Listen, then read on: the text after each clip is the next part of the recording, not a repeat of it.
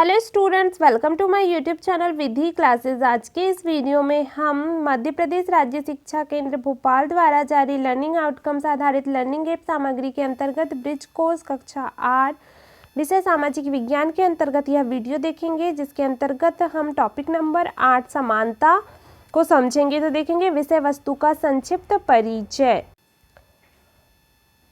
लोकतंत्र में समानता एक प्रमुख विशेषता होती है। इसके अंतर्गत सभी व्यक्ति लिंग, जाति, धर्म, शैक्षिक व आर्थिक पृष्ठभूमि से संबंध रखते हों समान माने जाते हैं और उनके साथ इसके आधार पर कोई भेदभाव नहीं किया जाता।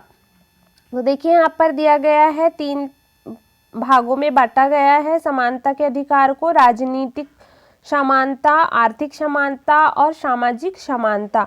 तो राजनीतिक समानता के अंतर्गत क्या क्या आ जाएगा? सार्वभौमिक वयस्क मताधिकार। दूसरा नंबर दिया गया है निर्धारित अर्हता पूर्ण करने पर निर्वाचन में भाग लेने का अधिकार। फिर है आर्थिक समानता। आर्थिक समानता के अंतर्गत आ जाएगा अपना व्यापार, पेशा और चुनने का अधिकार। दूसरा नंबर का आ जाएगा निर्धारित अर्हता पूर्ण करने पर सरकारी नौकरी प्राप्त करने का अधिकार। सामाजिक स्वतंत्रता या समानता के अंतर्गत आ जाएगा लिंग, जाति, धर्म, आर्थिक विभेद के बिना समान अवसर प्राप्त होना। फिर है दूसरा सामाजिक वस्तुओं और सेवाओं पर समान अधिकार। अब देखेंगे अगला दिया गया है समानता को स्थापित करने के लिए संविधान में प्रावधान। तो क्या क्या प्रावधान दिए गए हैं? कानून की दृष्टि में हर व्यक्ति समान है। किसी भी व्यक्ति के साथ उसके धर्म, जाति, वंश, जन्म स्थान और उसके स्त्री या पुरुष होने के आधार पर भेदभाव नहीं किया जा सकता। फिर हर व्यक्ति सार्वजनिक स्थानों पर जा सकता है। छुआछूत का उन्मूलन। शासन ने संविधान द्वारा मान्य किए गए समानता के अधिकार को 2 तरह से लागू किया है। एक तो है कानून के द्वारा और दूसरा है सरकार की योजनाओं व कार्यक्रमों द्वारा सुविधाहीन समाजों को की मदद करके। अगला है सरकार द्वारा उठाए गए कदम। तो देखिए यहाँ पर मध्याह्न भोजन कार्यक्रम और लाडली लक्ष्मी योजना 2 दिया गया है।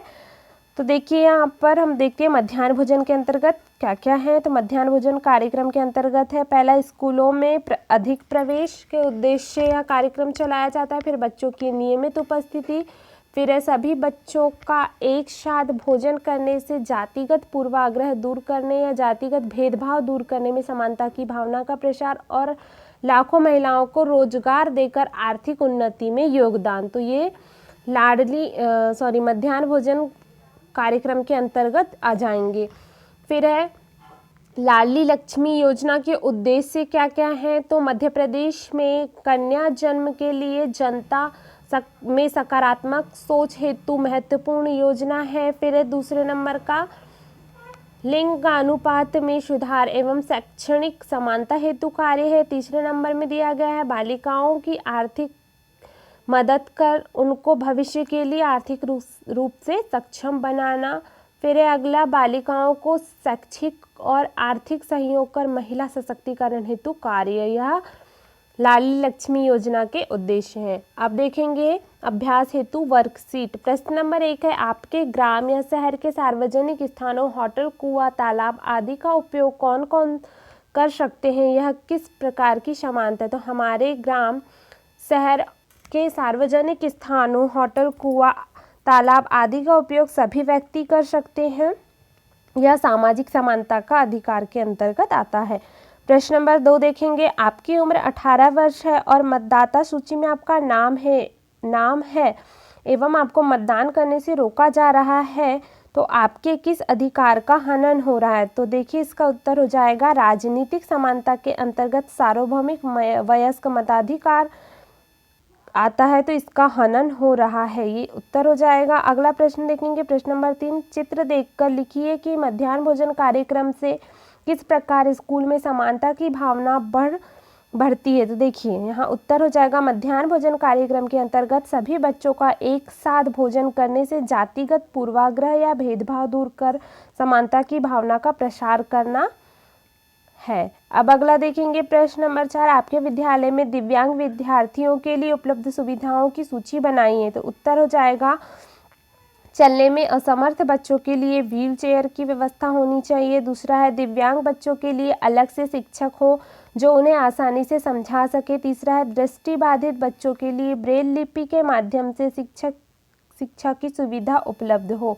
तो यह सुविधाएं दिव्यांग बच्चों के लिए या विकलांग बच्चों के लिए होनी चाहिए स्कूल में। फिर है अगला प्रश्न नंबर 5, दी गई तालिका में समानताओं के दो उदाहरण लिखिए। तो देखिए राजनीतिक समानता के अंतर्गत क्या क्या आ जाएंगे, सार्वजनिक वयस्क मताधिकार, फिर है दूसरा निर्धारित अर्हता पूर्ण करने पर निर्वाचन में भाग लेने का अधिकार, फिर है आर्थिक समानता के अंतर्गत आ जाएगा अपना व्यापार पेशा चुनने का अधिकार और निर्धारित अर्हता पूर्ण करने पर सरकारी नौकरी प्राप्त करने का अधिकार। सामाजिक समानता के अंतर्गत आ जाएंगे लिंग, जाति, धर्म, आर्थिक विभेद के बिना समान अवसर प्राप्त होना और सामाजिक वस्तुओं और सेवाओं पर समान अधिकार।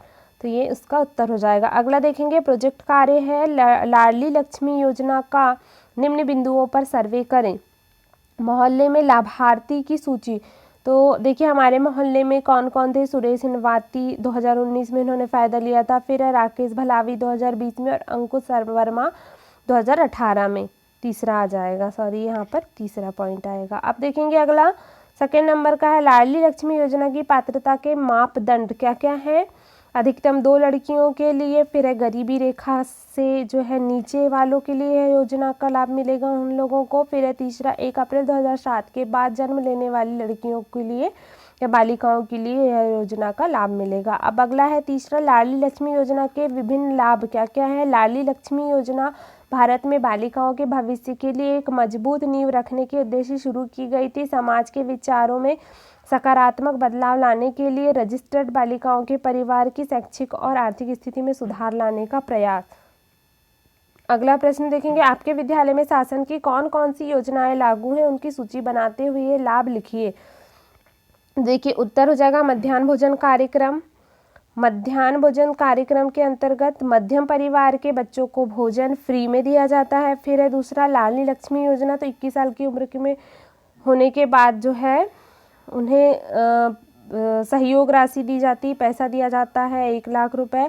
फिर है तीसरा सुकन्या समृद्धि योजना। सुकन्या समृद्धि योजना के अंतर्गत लड़कियों को शिक्षा के क्षेत्र में आगे बढ़ने के लिए प्रोत्साहन दिया जाता है तथा उन्हें भी आर्थिक सहयोग दिया जाता है। इसके बाद देखेंगे अगला, दिए गए चित्र किस किस प्रकार की समानता को प्रदर्शित कर रहे हैं, उनके नाम लिखिए। देखिए यहाँ पर एक मतदान केंद्र दिया गया है और ये मतदाता है जो वोट डालने आ रहे हैं। तो छोटे लाल जो है किसान है, फिर है मंजीत कौर शिक्षिका हैं, ये तेजा सिंह व्यापारी हैं, गिरीश छात्र है, फिर है कमला देवी है घरेलू कामगार है और श्यामा जो है कामगार है।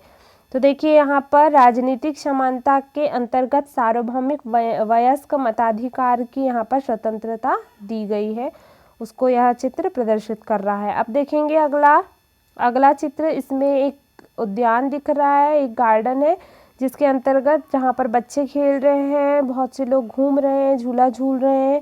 तो ये जो है सामाजिक समानता के अंतर्गत आ जाएगा और सामाजिक वस्तुओं और सेवाओं पर समान अधिकार सभी का होता है, सभी लोगों का, यह उसके अंतर्गत आ जाएगा। तो देखा स्टूडेंट्स, इस वीडियो में हमने कक्षा 8 विषय सामाजिक विज्ञान का टॉपिक नंबर 8 समानता के अंतर्गत विषय वस्तु देखा तथा अभ्यास हेतु वर्कशीट को हल किया तथा प्रश्नों के उत्तर भी राइट किए। आई होप आपको वीडियो अच्छा लगा हो। अगर वीडियो अच्छा लगा हो तो वीडियो को लाइक करिए, इस वीडियो को अपने फ्रेंड्स के साथ अधिक से अधिक शेयर करिए तथा मेरे चैनल पर नए हैं तो चैनल को सब्सक्राइब करिए, साथ ही बेल आइकन को भी प्रेस कर दीजिए ताकि नए वीडियो की नोटिफिकेशन आपको जल्दी से प्राप्त हो सके। Thank you for watching my video.